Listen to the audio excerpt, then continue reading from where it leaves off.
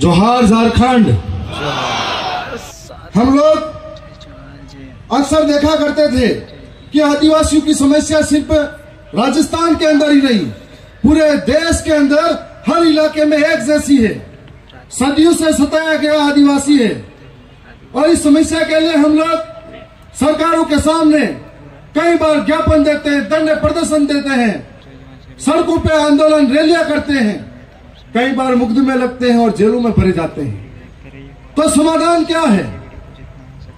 तब हमने विचार किया और एक आंदोलन का हिस्सा बने।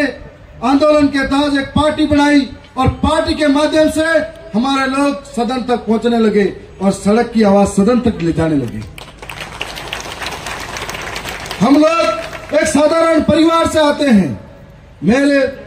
मैं खेती बाड़ी करने वाले पिता मेरे हैं। मैं छोटी मोटी काम धंधा करके भी ऐसा रहता था, पढ़ाई जुगाड़ करता था। मेरे और भी साथी 4-5 विधायक बने हैं। सबकी आर्थिक स्थिति काफी कमजोर है। अगर हम सोचे तो ये राजनीति हमारे लिए सपना भी नहीं हो सकता। ऐसे साधारण परिवार से हैं, लेकिन हम एक आंदोलन का हिस्सा हैं, इसलिए आज विधायक हैं। हम लोगों ने हमारे जल, जंगल, जमीन, पैसा, कानून, 5वीं अनुसूची, हमारे पूर्वों के इतिहास, संस्कृति से अब छीन भिन्न होता जा रहा था। तब हमने ये मूवमेंट चलाया तो हमने विचार किया कि हमारी आवाज ज्ञापन का ज्ञापन हर बार देते हैं और सरकारी कार्यालय के किसी दफ्तर में कचरे पात्र में भरा जाता है। तो हमारी आवाज को संसद तक ले जाने के लिए एक आंदोलन किया। पहली बार पार्टी बनाई, 4 महीने के अंदर 12 लाख लोग हमसे जुड़ गए देश भर के अंदर। और पहली बार पार्टी बनाते ही 4 विधायक, राजस्थान के अंदर 3 विधायक और मध्य प्रदेश के अंदर 1 विधायक बन गया। पहली बार पार्टी बनी और अभी हाल ही में जो चुनाव हुए वहां पे राष्ट्रीय पार्टियां एक होकर हराने आ गई। फिर भी लोकसभा में हमने एक उम्मीदवार जिता के भेज दिया। तो वहां पर सबसे बड़ी उपलब्धि ये थी कि हमने जो पार्टी खड़ी करी, इस पार्टी के अंदर कोई हाई कमांड नहीं होता है। इस पार्टी के अंदर किसी के सामने टिकट लेने के लिए गिड़गिड़ाना नहीं पड़ता है। इस पार्टी के अंदर पैसा देकर टिकट नहीं लाई जाती है। इस पार्टी के अंदर धरातल के कार्यकर्ता तय करते हैं कि हमारे बीच में चरित्रवान कौन है, संघर्ष करने वाला कौन है, हमारे बीच में काम करके हमारे लिए आवाज कौन उठा सकता है, चाहे वो पैसे से गरीब हो, चाहे उसके पास कुछ भी नहीं हो। ऐसे में हमारे कार्यकर्ता तय करते हैं। हम लोग उसे आदिवासी जन प्रतिनिधि सिलेक्शन प्रणाली कहते हैं और हमारा चयन उस सिलेक्शन प्रणाली के तहत हुआ है। यदि सारे कार्यकर्ता मिलकर मुझे तय करते हैं और टिकट किसी और को देते हैं तो उसका हश्र ये होता है कि हम लोग 2021 के अंदर उपचुनाव लड़े थे।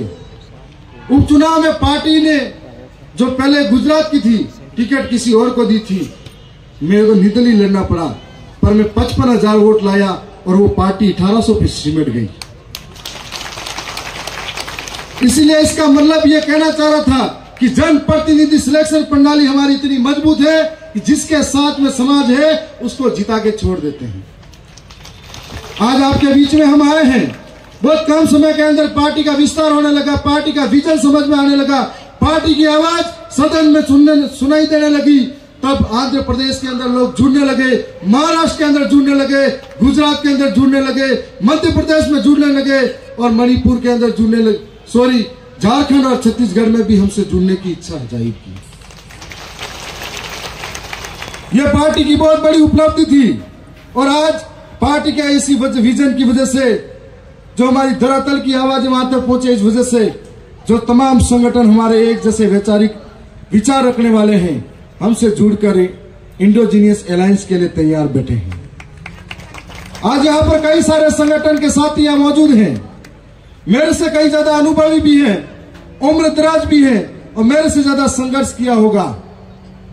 हम लोग हर बार जब पूरे देश के आदिवासी, समस्या इस बात की है कि हम आदिवासी तो बहुत ज्यादा है संख्या में। अत्याचार इसीलिए होता है कि हम अलग अलग झंडे, अलग अलग संगठन, अलग अलग पार्टियां लेकर घूमते हैं।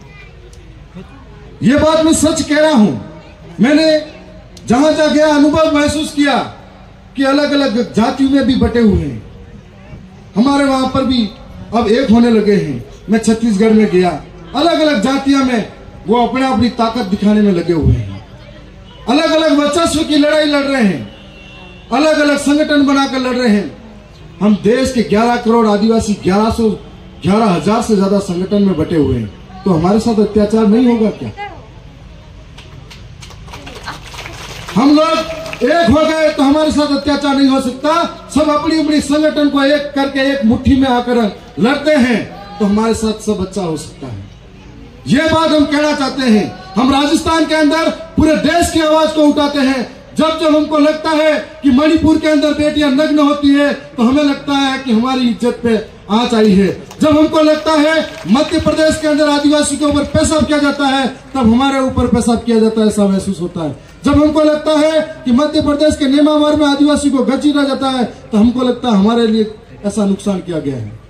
ऐसा लगता है जब जब आदिवासी को जमीन से विस्थापित किया जाता है, चाहे छत्तीसगढ़ का हसदेव अभ्यारण्य हो, हम लोग लड़ने के लिए सदन में तैयार रहते हैं। तब हमको लगता है कि देश के कोने में किसी भी कोने में आदिवासियों के साथ में कूटाराघात होता है, हमको लगता है कि हमारे शरीर के किसी हिस्से पर चोट लगी हुई हो, और ये महसूस करके हम वहां लड़ते हैं। तब हमें सोचने की बात है कि जो लोग आदिवासियों के सर्टिफिकेट लेकर, आदिवासियों के सर्टिफिकेट हासिल करके विधायक बनते, सांसद बनते, तब उनकी जुबानें खामोश क्यों हो जाती है इस समाज के नाम पर। तब हमें सोचना चाहिए कि हमारे लिए कौन सही हो सकता है, कौन गलत हो सकता है। इन बातों के लिए हम लड़ना चाहते हैं। हम लोग कई बार देखते हैं भगवान बिरसा मुंडा के नाम पर हम लोग राजनीति करते हैं, उनके नाम पर बड़े बड़े स्टेडियम बना लेते हैं। हम सिद्धू कान्हू भैरव चांद के नाम पर हम राजनीति करते हैं, परिवार के साथ फोटो खिंचा लेते हैं। लेकिन उस परिवार की स्थिति क्या है? उस परिवार के लिए क्या किया हमने? करोड़ों का बजट उन महापुरुषों के नाम पर, उनके यहाँ पर समाधि स्थल बने हुए उनके नाम पर विकास के लिए आते हैं, लेकिन उस परिवार की स्थिति के बारे में कोई जानता नहीं है। सिर्फ राजनीति करना सब जानते हैं। हम लोग जब ये बात देखते हैं तो हमें दिल में लगती है इस बात को कि हमारे नाम पर राजनीति करने वाले लोग हमारे साथ इस तरह का काम करते हैं। आज देश के अंदर, चाहे आंध्र प्रदेश के अंदर भी नई जो आदिवासी की पार्टियां हैं वो भी भारत आदिवासी पार्टी के साथ अलायंस के लिए तैयार हैं। मध्य प्रदेश के अंदर भी तैयार है, छत्तीसगढ़ के अंदर भी तैयार है, और अब झारखंड के अंदर भी आप लोग सब विचार के साथ मिलिए। हम लोगों को विचार करना चाहिए। जिस प्रकार से हमने कांग्रेस के साथ में बरसों से साथ दिया था, उम्मीद रखी थी कि हमारा साथ देगी, लेकिन हमने हमारे साथ में हमारे पुरखों के जो बलिदान थे उसके बदौलत मिले हुए अधिकारों के साथ कभी धरातल पर लागू करने का कांग्रेस ने भी प्रयास नहीं किया।